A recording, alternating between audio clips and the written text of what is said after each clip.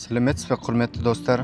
Ассалаумағалейкум бауырлар. Көпшілік біздің жерлестеріміздің санасында бір ой қалыптасып қалуы мүмкін. Ол қандай ой? Америка тек ол жастар үшін, IT мамандардың, программистер немесе ағылшын тілін судай білетін жастардың мекені, немесе тек білімділер, қаражаты барлар ғана бара алады деген. Ақша тапқың келсе жас болуың керек, күш-қуатын тасып тұру керек, күніне 15 сағат жүгіру керек, ауыр жұмыс істеу керек деп ойлайсыздар, иә? Бірақ достар, қазір мен сіздерге айтатын нәрсені естігенде бәлкім шок боласыздар. Не де болса, Америкадағы жұмыстарға қандай жастағы адамдар бара алады деген сұраққа нақты жауап аласыздар. Америкаға үлкен кісілердің де барып жұмыс істеп ақша таба алатындығына сенбейсіздер ме? Біздің Қазақстаннан барған 60-тан асқан, 65-ке келген аталарымыз, әжелеріміз Америка құрама штаттарында айына қанша доллар тауып жүргенін білетін болсаңыздар, жақтарыңыз түсіп қалуы мүмкін. Жақтарыңыз түспесе де, ондай жалақыны естігенде мүлкін қатты қызуыңыз да мүмкін. Иә, қателескен жоқсыз. Қарапайым біздің қазақтың зейнеткерлері, ауылда отырған,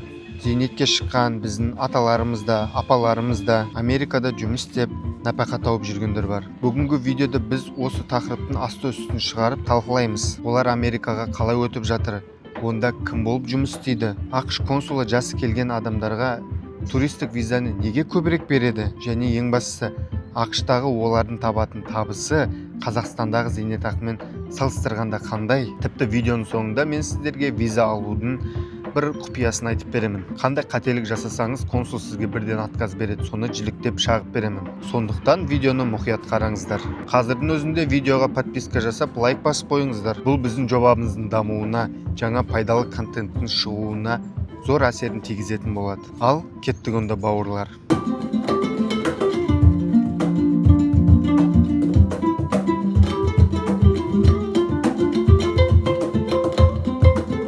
Достар, алдымен реалист болып, өмірдің шындығын түсініп алайық. ақш заңнамасы бойынша зейнеткерлерге арналған арнайы жұмыс визасы деген түсінік жоқ. Оны бәріміз жақсы түсінеміз. Онда сұрақ туындайды. Біздің ата-апаларымыз ол жаққа қалай барып, қалай жұмысқа орналасып жүр деген. Негізгі жол B1B2 визасы, гостевая немесе туристік виза. Балалары, туыстары ақшта жүрген болса, олар ол кісілерге шақырту жібереді. Немесе мен Американы көріп қайтамын, саяхаттап қайтамын, қыдырып қайтамын деп туристік виза тапсырады. Ал енді Америкаға барғаннан кейін не болады? Біздің қазақтарда Америкаға келіп алып жай ғана отыру деген жоқ қой. Мүмкін балаларына, мүмкін немерелеріне үйде қарап көмектеседі. Ал кейбіреулері жұмысшы іздеу туралы хабарламаларды іздейді, қарайды, оқиды. Сөйтіп арасынан жасай аламын-ау деген жұмыстар тауып алады. Хабарламаларды, көрсетілген жалақыларды көріп, арасынан әйтеуір бір қызықты, жалақысы жаман емес бір жұмыстар тауып алады. Ұялмай хабарласып, келісіп, келесі күні жұмысқа шығып кететіндер де болады. Неге жұмысқа шығып кетеді дейтін болсақ, біз Қазақстанда жүргеннен кейін, Қазақстанда өмір сүргеннен кейін,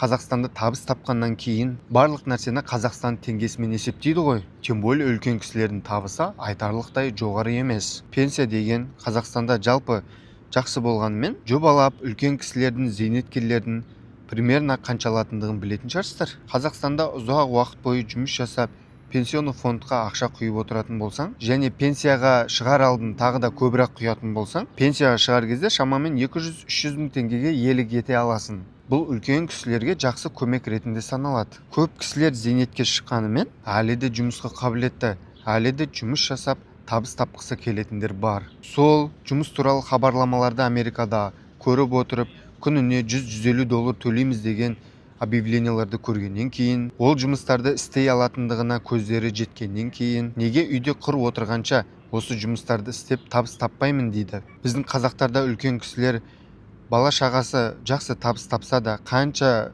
жағдайлары жақсы болса да, өзінің балаларына ауыртпалық салғысы келмейді. Өз қалауларын, өз қалаған заттарын өздері сатып алғысы келеді. Тіпті керісінше сол балаларына көмектескісі келеді. Сол себепті Америкада тұратын балаларына, немерелеріне бірнеше айға қонаққа келген ата-апаларымыз осы елде уақытша жұмыс жасап, керісінше табыс тауып қайтайын дейтіндер де бар. Достар, біз видеомыздың ең қызық, ең сочный жеріне келдік. Көпшілік ойлайды, шетелде жасы үлкен кісілерге жұмыс жоқ деп. Бұл үлкен қателік. Америкада жастарға қарағанда осы үлкен кісілерге, үлкен тәжірибесі бар адамдарға, сабырлы адамдар өте жоғары бағаланатын арнайы нишалар бар. Мысалы, бірінші ниша ол няня, бала қараушы болмаса ағылшынша babysitter. Америкада біздің қазақтар немесе орыс тілді диаспора, Нью-Йорк, Чикаго, Майами секілді үлкен қалаларда тұратын бай, бақуатты отбасылар бар. Олар таңнан кешке дейін жұмыста, немесе арасында бизнеспен айналысады. Олар өздерінің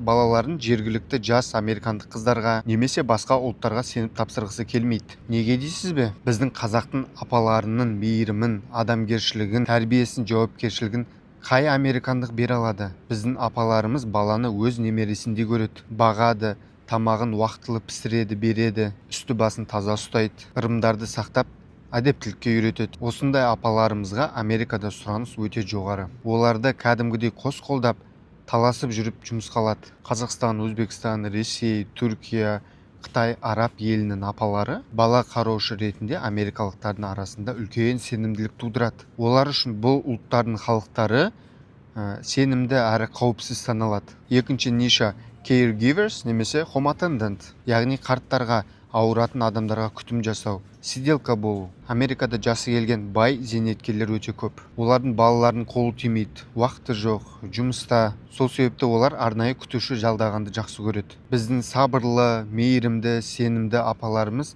солардың жанында болады. Дәрісін уақытында береді, серуендетеді, әңгімелесіп, көңілін аулайды. Бұл жерде көп жағдайларда тіпті ағылшын тілін білудің де қажеттілігі жоқ. Өйткені мұндай жұмыстарға көбінесе орыс тілі немесе Азиядан келген отбасылар шақырады. Үшінші ниша домашняя кулинария. Америкада жүрген біздің отандастарымыз қазы-қартаны, қазақтың етін, мантысын, самсасын, бауырсағын қалай сағынады десеңізші. Біздің апаларымыз үйде отырып-ақ манты түйеді, пельмен жасап сатады, шелпек торт пісіреді, заказ деген шаш етектен. Күн сайын $100 чисто үйде отырып табады. Ал енді біздің аталарымыз, ер азаматтар не істейді? Егер денсаулығы жақсы болса, американдық водительский праваны тез алып, таксиде немесе доставкада жүреді. Болмаса стройкаларда охрана, складта жүк қараушы, жиһаз құрастыру, сборка мебели секілді жұмыстарды қатырып тез істейді. Біздің аталар еңбекпен шыңдалған ғой, кез келген ондай жұмысты дөңгелетіп алып кетеді. Ал енді бауырлар, бәріміз жақсы көретін математикаға көшейік. Қанша табады деген әңгіме ғой. Америкада с проживанием, яғни сол үйде тұрып, өмір сүріп,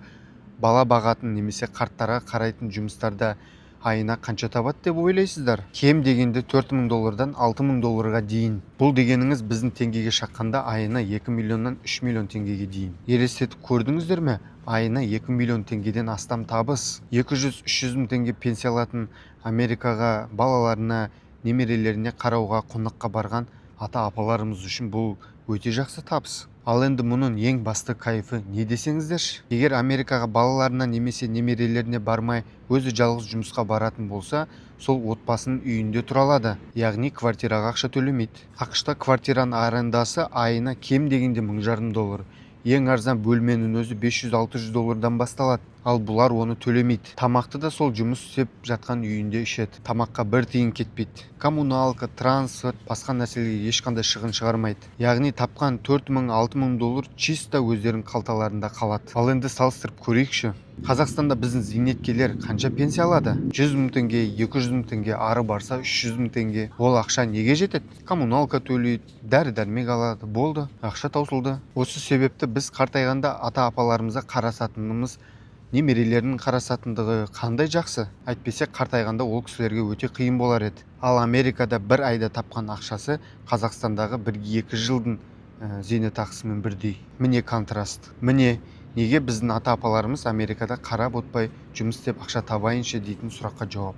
Достар, егер де сіздер де өздеріңіздің ата-апаларыңыздың, ата-анаңыздың Америкаға визалар туралы мәселесін шешкіңіз келетін болса, төмендегі нөмірге хабарласыңыз, кеңес алыңыз. Каналға жазылып лайк басуды ұмытпаңыздар. Бұл сіздер үшін 1 секундтық шаруа, ал мен үшін орасан зор көмек. Бірақ бауырлар, мен сіздерге тек қана жақсы жағын айтып жатырмын. Таяқтың екі ұшы бар. Америкадағы үлкен кісілерге арналған жұмыс туралы тақырыптың жақсы жағын, таяқтың бір ұшын айттық. Бұл тақырыптың жаман екінші ұшы қандай? Нағыз профессионал ретінде, нағыз өмірді көрген адам ретінде, заңды жақсы білетін сарапшы ретінде айтатын нәрселерім бар. Америкаға бармас бұрын міндетті түрде еске алып жүріңіздер. Мен бұл нәрселерге дайынмын ба, дайын емеспін ба деген сұрақты өздеріңізге қайта қойыңыздар, жауап іздеңіздер. Бұл ең бірінші және ең қауіпті проблема денсаулық және медицина. 60-тан асқан шақта адамның денсаулығына кез келген уақытта сыр беруі мүмкін. Ал Америкада медицина қымбат. Егер қан қысымыңыз көтеріліп, скорый помощь шақыратын болсаңыз, сіз Америкаға барып пайда таппақ түгілі қарызға кіріп кетуіңіз мүмкін. Бір күн ауруханаға жатып қаралып шығудан кейін 5.000-10 мың долларда шығын болатындығына ешқандай таңғалудың қажеттілігі жоқ. Егер медстраховкаңыз болмаса, бұл өте үлкен қауіп. Екінші проблема психологиялық тұрғыдан жалғыздық. Өз үйіңде қайдан болсын ағайын, өз ауылыңды, өз ағайын туысыңды, елде қалған немерелеріңді сағынасың. Жат елде бөгде адамның үйінде тұру, жұмыс берушіңіздің көз қарасына қарап өмір сүру қиын нәрсе. Тіл білмейсің, көшеге шықсаң бәрі бөгде. Содан келіп сағыныш, депрессия басталуы әбден мүмкін. Үшіншісі ауыр еңбек. Бұл Майами Бичке келіп күніге жатып демалу емес. Таңертеңгі сағат 7-ден кешкі сағат 7-ге дейін аяғынан тік тұрып, күніне 10-12 сағат жұмыс істеу оңай емес. Кейде белің ауырады, кейде буындарың сырқырайды, шыдауға тура келеді, басқа амалың жоқ. Сондықтан бұл қадамға бармас бұрын 100 рет ойланып, есептеу керек. Ал енді видеоның басында айтқан ең өзекті виза саласындағы құпияға тоқталайық. Неге кейбір зейнеткер кісілерге консулдар оп-оңай визаны 10 жылға беріп жібереді, ал кейбір кісілерге 1-2 сұрақтан кейін визаны бермей жібереді. Ең үлкен қателік интервью кезінде дұрыс сөйлемеу. Көптеген ата-апаларымыз консулға барған кезде консулмен сөйлесу барысында қарағым, Америкадағы балдарыма көмектесейін деп едім, немесе немере бағайын деп едім, немесе біраз уақытқа барып жұмыс істеп қайтайын деп едім деп, немесе Америкаға бару мақсатына қатысты емес бір ақпараттарды айтып қойып жатады. Сол себепті бұл нәрсе виза бермеуге себеп болып табылады. Консулға сіздер Америкаға турист ретінде баратындығыңызды, өздеріңіз мақсаттарыңызды және де Қазақстанменен тығыз байланыстарыңызды, отанменен тығыз байланыстарыңызды керісінше осы нәрселер дәлелдеу керек. Дұрыс толтырылған анкета, сұрақ жауаптарға дайындалу бұл виза алудың жемісі. Бұл жерде қарапайым болып көрінетін кішкентай детальдің өзі үлкен рөл атқарады. Міне осындай тонкостарды білмесеңіз, Америкаға виза алу қиын. Достар, міне бүгінгі видеода біз Қазақстандағы ата-апаларымыз, зейнеткерлердің Америкаға барып қандай жұмыс жасай алады, қанша табыс таба алады, минустары, плюстары туралы біраз әңгімелестік. Енді мен сіздерге, көрермендеріме қоятын бір сұрақтарым бар. Сіздер қалай ойлайсыздар? Осындай жаста ата-анамызды ақшқа жіберіп, ақша тапқызған дұрыс па? Әлде 60 жастан асқаннан кейін ата-апаларымыз өз отанында, өз елінде, ағайын туыстың арасында немерелерге қарап үйде отырған дұрыс па? Өз пікірлеріңізді міндетті түрде комментарийға жазып өтіңіздер. Сондай-ақ Америкаға, Канадаға виза алу бойынша, жұмыс бойынша кеңес қажет болатын болса, міндетті түрде контакт нөмірлерге хабарласыңыздар, кеңеске жазылыңыздар. Видео пайдалы болып ұнаса, лайк басып, достарыңызға переслать етіңіздер. Сіздермен болған Абди Сайлау. Келесі кездескенше аман сау болыңыздар, бауырлар.